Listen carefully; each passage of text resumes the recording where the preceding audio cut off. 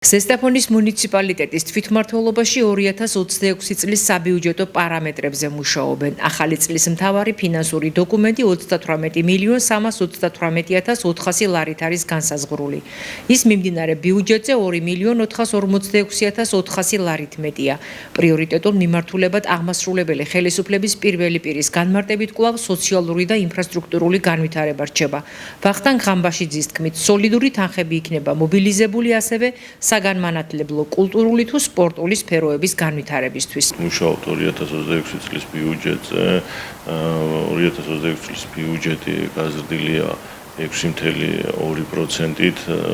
ეს განპირობებულია იმ შემოსავლებით და იმ ქონების გადასახადით, რომელიც ჩვენ მუნიციპალიტეტში არის. თანხები ძირითადად მოხმარდება როგორც ინფრასტრუქტურას, ასევე სოციალურ საკითხებს. 26 წლის ბიუჯეტის დამტკიცება საბოლოო სახე ექნება დეკემბრის შუა რიცხვებში. 2026 წლის ბიუჯეტის პროექტი განიხილა სამოქალაქო მრჩეველთა საბჭომ. განხილვაში ჩართულები არიან საკრებულოს კომისიებიც.